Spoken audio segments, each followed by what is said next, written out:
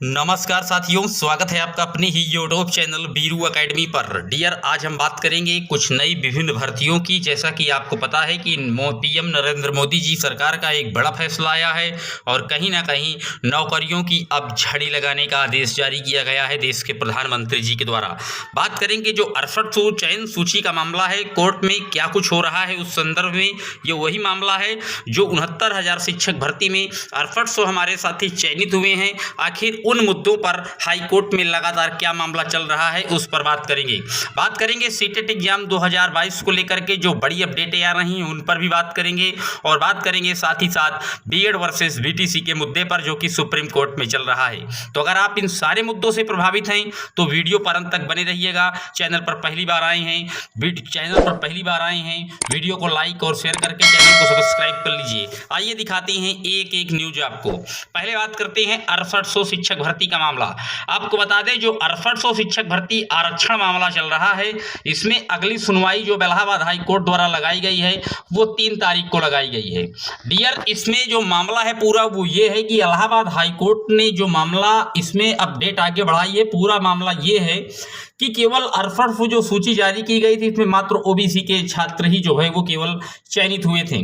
तो कुछ जो हमारे सामान्य वर्ग के साथी हैं उन्होंने भी इस रिट को आगे बढ़ाया और इलाहाबाद में एक नई रिट दायर कर दी कोर्ट में।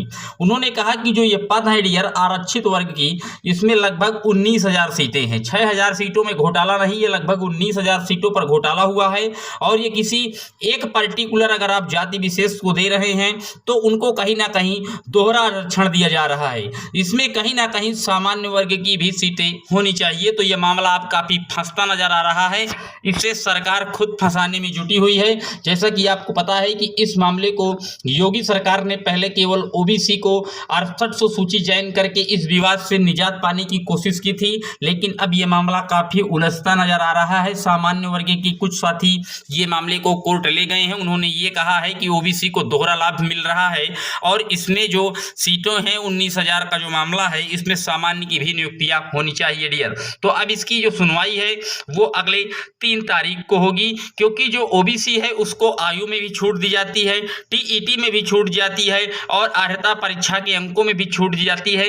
तो कई प्रकार का जो रिजर्वेशन है वो कहीं ना कहीं ओबीसी साथियों के साथ लगा है और इन्हीं सब मुद्दों को लेकर के कुछ सामान्य वर्ग के साथियों ने इस पर रिट अगेन डाल दी है डियर। तो अब 3 तारीख को ये मामला सुना जाएगा। इसमें कहीं ना कहीं जो वर्तमान सरकार है उत्तर प्रदेश की योगी सरकार, उसकी काफी किरकिरी भी इस भर्ती प्रक्रिया में सामने नजर आई है डियर। अब बात कर लेते हैं अगले पॉइंट की।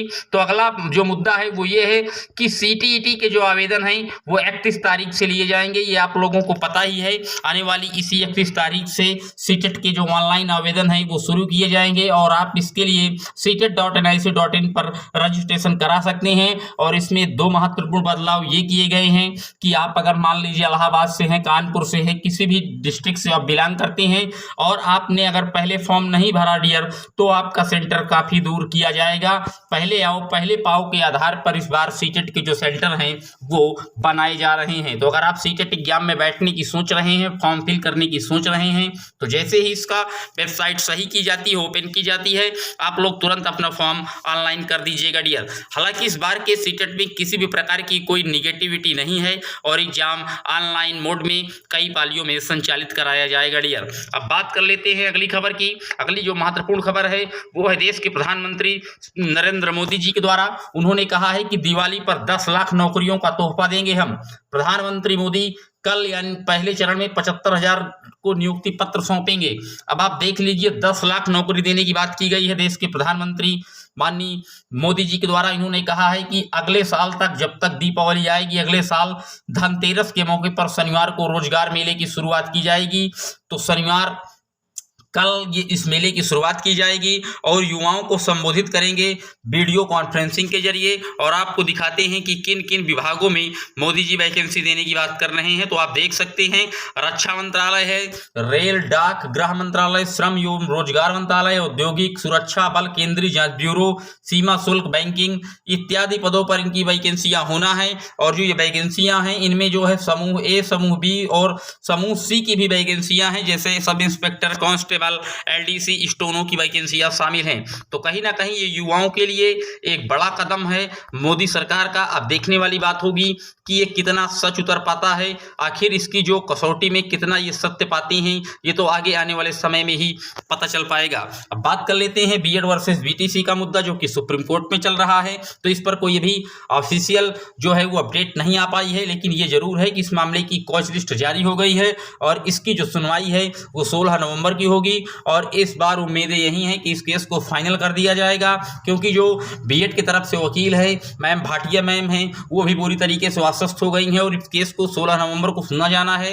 एनसीटी ने जो अपना दो सप्ताह का टाइम मांगा था, वो सप्ताह भी अब यहीं से खत्म होता नजर आ रहा है और 16 नवंबर को इस केस की हर हालत में सुनवाई होना तय है। अब ये देखने वाली बात होगी कि यहाँ से किसको जीत मिलती है, प्राथमिक में बीएड बना रहता है या बीएड का सुपड़ा साफ होता है, ये तो आगे आने वाले समय में पता चल पाएगा। ये आज का अपडेट वीडियो था, कैसा लगा अपनी राय कमेंट बॉक्स में जरूर बताइएगा। पहली बार आए हैं सब्सक्राइब कर लीजिए। Thank you.